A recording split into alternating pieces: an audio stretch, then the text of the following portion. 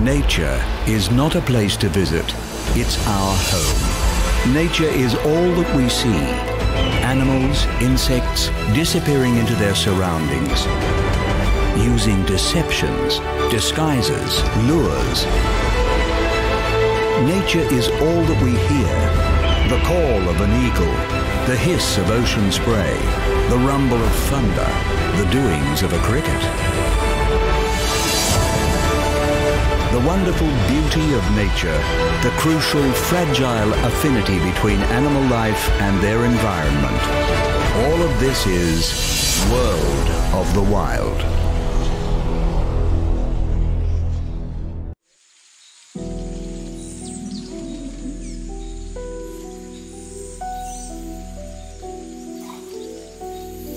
Of the over 70% of our planet covered by water, just 3% is fresh, falling and collecting as rain, freezing as ice, and running again as meltwater. This surprisingly limited resource has shaped a multitude of ecosystems around the world. In this episode, we explore these diverse environments and the wildlife that has evolved in concert with them. We will encounter congregations of great egrets, hunt the waterways with dragonflies, learn the secrets of platypus, bask with hippopotamuses, and learn the specialties of freshwater crocodiles.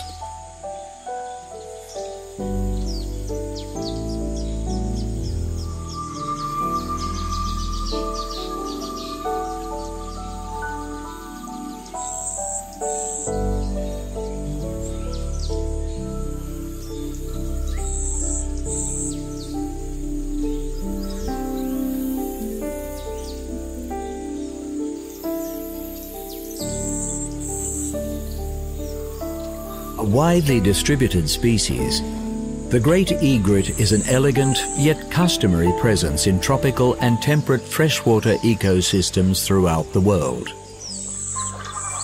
Standing up to a metre tall, this nimble, long-legged bird with its extendable S-shaped neck is perfectly designed to capitalize on the feeding opportunities that flowing or standing freshwater provides. For egrets, freshwater environments offer the perfect hunting ground. Feeding on fish, frogs, aquatic reptiles and insects, they slowly patrol the shallows, waiting for prey to come within striking distance of their blade-like bill. Once speared, the meal is swallowed whole. But egrets are not always at the top of the food chain and must remain vigilant if they are to stay off the menu themselves.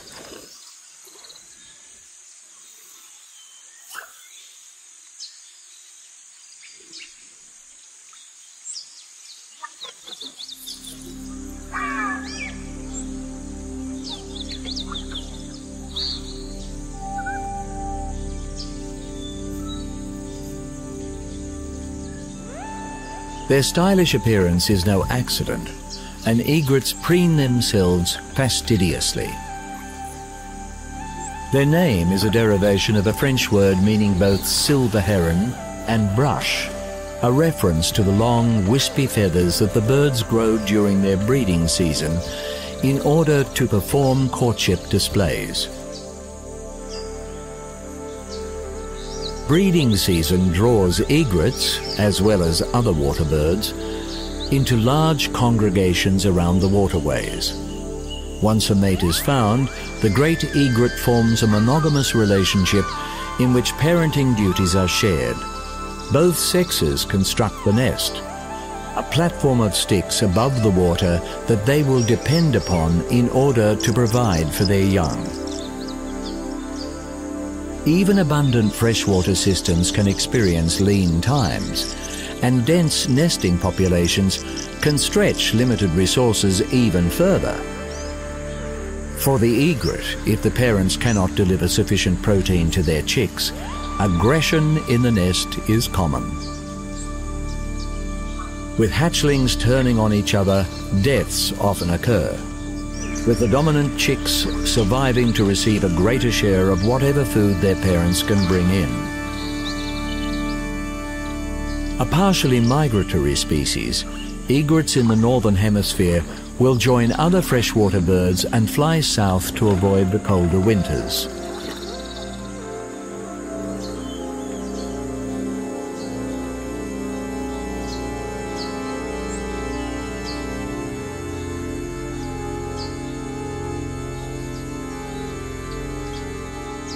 Relatively slow on the wing, egrets are efficient in the air, and with just 2 wing beats a second, they can attain cruising speeds of 40 kilometers an hour.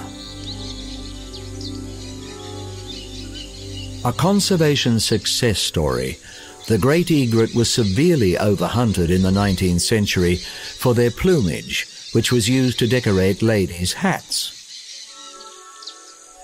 Legal protection over the last century has seen the numbers of the bird return to healthy levels, and today egrets are expanding their range.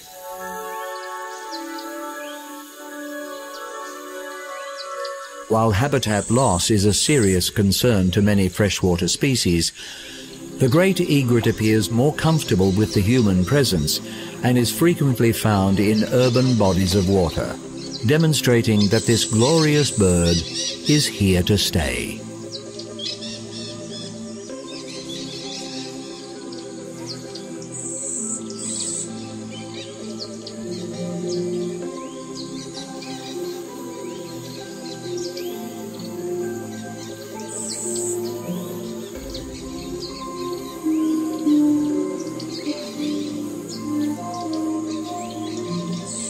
One of the most dexterous and agile predators of freshwater systems, the dragonfly has an unexpectedly close bond with the water. With an estimated 5,000 species spread across every continent except Antarctica, there is no shortage of variety amongst these dazzling insects. Their common features include a heavy body supporting 2 pairs of wings, a long, slender abdomen, and massive, complex eyes that provide incredible vision to assist in both hunting and avoiding predation. But while dragonflies are most commonly known in their wing-to-adult stage, this is only a small part of their life cycle, lasting just a few days or weeks. The vast majority of the dragonfly's life, up to several years, is spent in the water, hidden from view as aquatic larvae.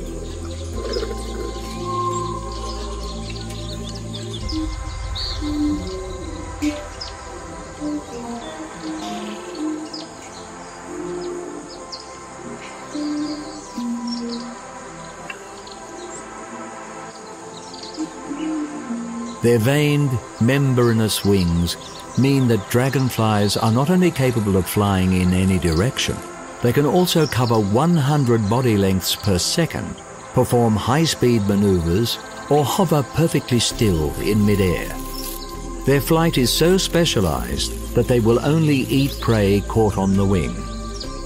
And consuming as much as 1/5 of their body weight per day, dragonflies play an important role in controlling freshwater insect populations such as mosquitoes.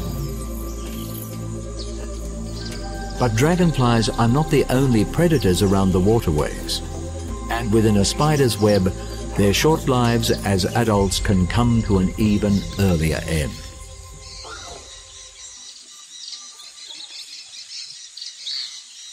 Many male dragonflies are territorial.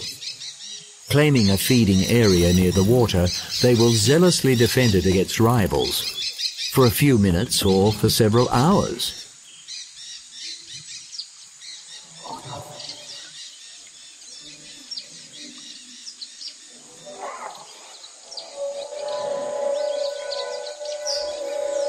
As cold-blooded creatures, dragonflies need to maintain their flight muscles at a suitable temperature, and waterside plants allow them to bask in the sun while surveying for prey.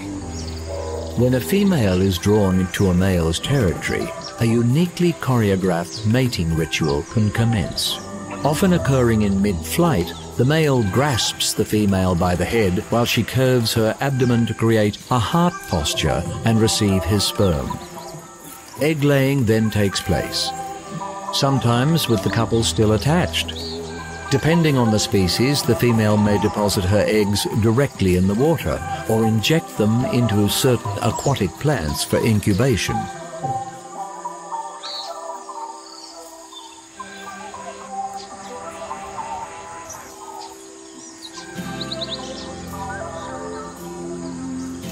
Although a seemingly abundant creature, there is much still to be learnt about dragonflies, and habitat destruction is a serious concern. Given that dragonflies are most abundant in rainforest freshwater systems, deforestation means that species are potentially being lost before they can even be named.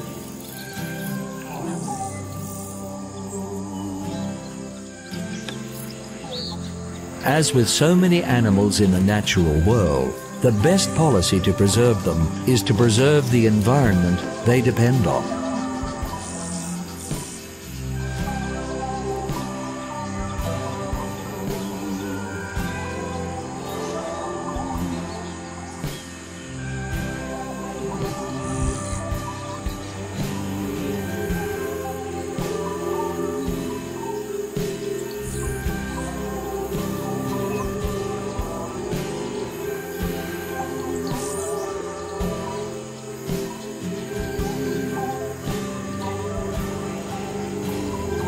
Perhaps the greatest misfit of the natural world, the platypus appears a curious composite of aquatic animals. But this mysterious creature is, in fact, a highly successful freshwater specialist.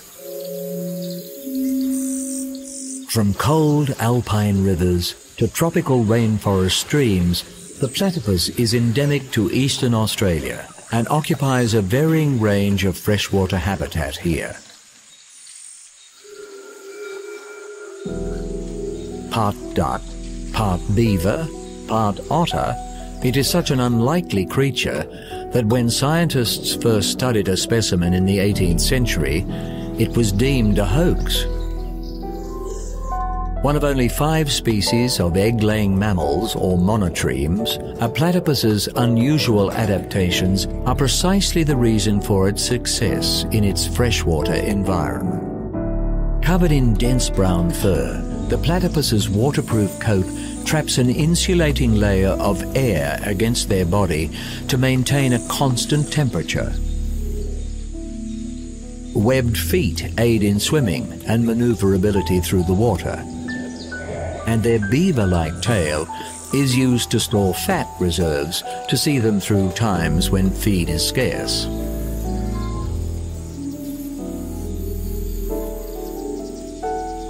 While their rubbery snout appears duck-like, it is a far more advanced sensory organ.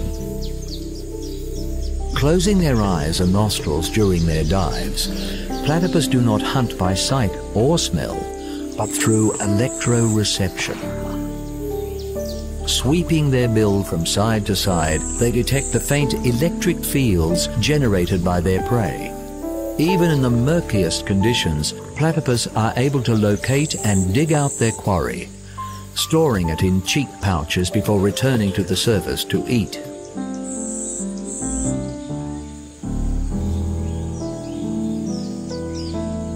Needing to eat around 20% of their body weight each day, platypus spend a daily average of 12 hours searching for food.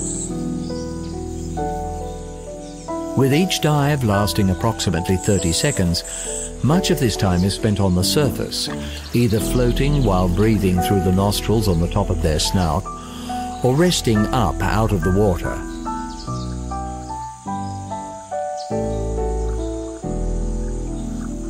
Another of the platypus's many oddities is the fact that males are venomous, a rare trait amongst mammals. Capable of injecting a powerful toxin through the spurs of their hind feet, the purpose of this adaptation remains a mystery. The fact that females lack this attribute leads researchers to speculate that it may be used during breeding season as males fight each other to secure mating privileges. Today, their greatest threat is habitat degradation. particularly through damming and irrigation of the waterways. A retiring and elusive animal, platypus numbers are hard to establish. What is certain is that healthy waterways are key to maintaining healthy populations.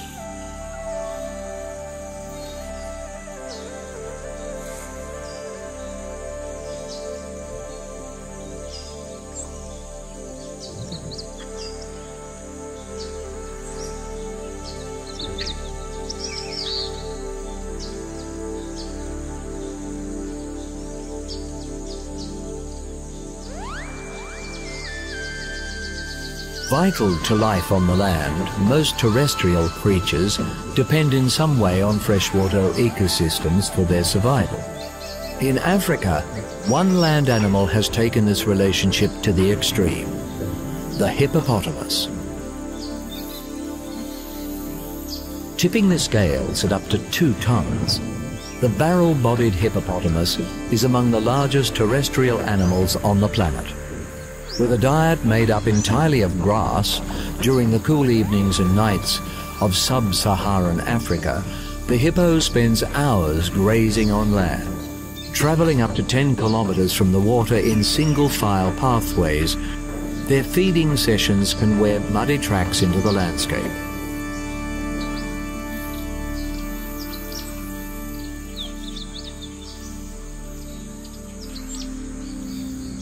Feeding aside, every other aspect of the hippopotamus's life takes place in or around the water, and they have evolved an array of adaptations to their amphibious existence.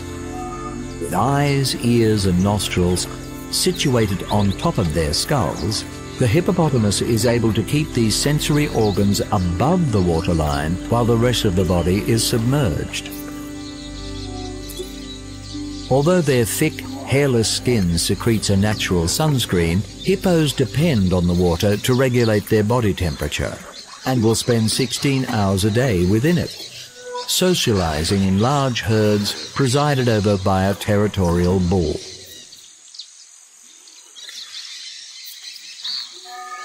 Their weight-reducing watery environment has supported the development of the hippo's bulky physique, but despite their webbed feet, the hippopotamus cannot technically swim.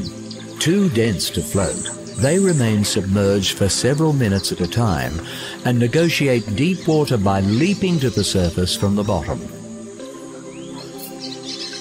Unperturbed by their lack of buoyancy, hippos are so comfortable in the water that they can sleep beneath the surface, automatically rising to breathe without waking. The sheer size of adult hippopotamuses affords protection from almost all predators in their freshwater habitat. Individually, crocodiles are often forced from hippo-occupied areas. But in rare cases, cooperating crocs have successfully taken down fully grown adults.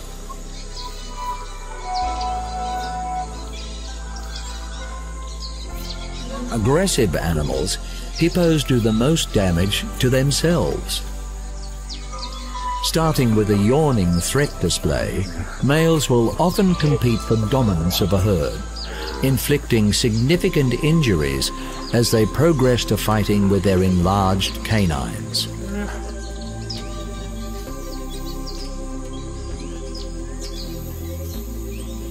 Classed as a vulnerable species, hippo numbers are declining throughout Africa, with their meat considered a delicacy and their teeth a valuable substitute for elephant ivory.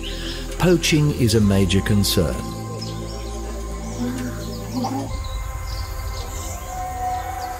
Agriculture is also an issue, with irrigation reducing the waterways.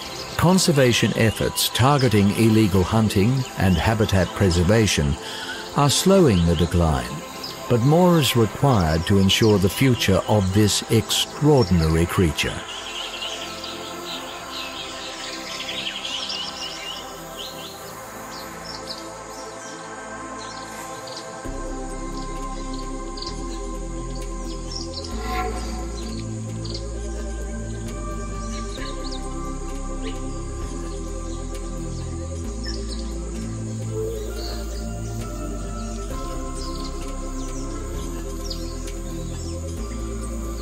One of two species of crocodile found in Australia.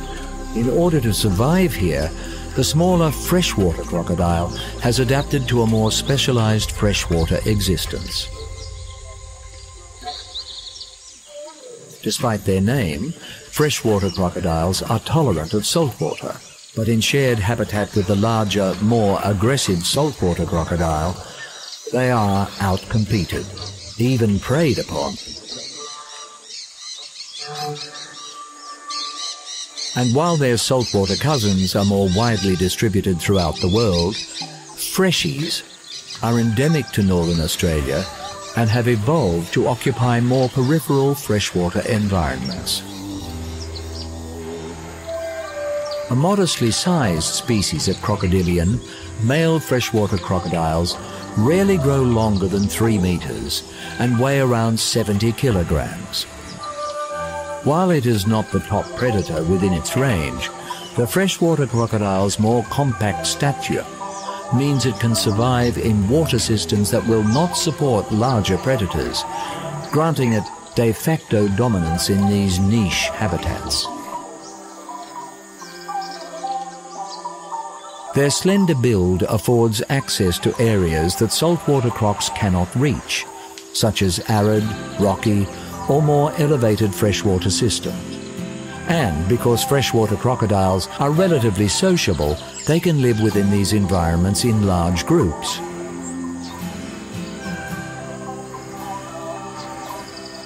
With unusually long, slender snouts, freshwater crocs are capable of extracting prey from tight spots, such as rock crevices or submerged root systems. With smaller, sharper teeth than saltwater crocodiles, freshies tend to target smaller prey and will feed on just about every bite-sized creature their freshwater environment has to offer, particularly frogs and insects. Larger meals are not out of the question, and freshies employ a sit-and-wait strategy to take prey visiting the water to drink. Even bats skimming the water's surface are vulnerable to attack from this opportunistic predator. In the tropics, the low water levels of the dry season can fragment waterways and deplete their resources. Given their lighter build, freshwater crocodiles are able to walk efficiently with their bodies and tails raised above the ground, covering considerable distance overland in search of more viable habitat. When threatened, they can run at a gallop for short distances, heading for the safety of the water.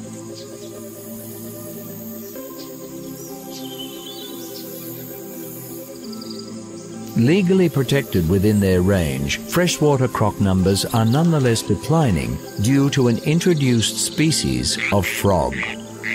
Cane toads were deliberately released in Australia in the 1930s, in a failed bid to control cane beetles within sugar plantations.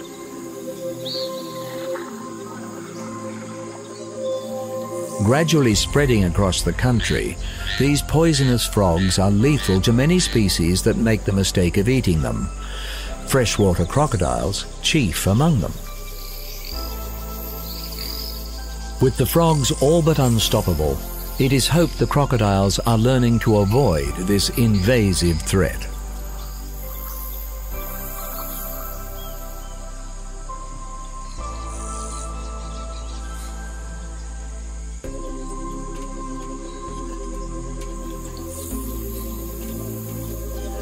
A seemingly inexhaustible commodity, freshwater is in fact a scarce presence on our planet. While only 3% of the Earth's water is fresh, the majority of that small amount is frozen or trapped underground, with just a fraction flowing on the surface. Due to man's over-exploitation of this precious resource, freshwater animals face projected extinction rates 5 times higher than creatures on land. In this episode, we have seen elegant great egrets, waterborne dragonflies, the peculiar platypus, unruly hippopotamuses, and specialized freshwater crocodiles. For the future of these creatures, of countless others, and of humanity, it is imperative that freshwater, the giver of life, be steadfastly protected.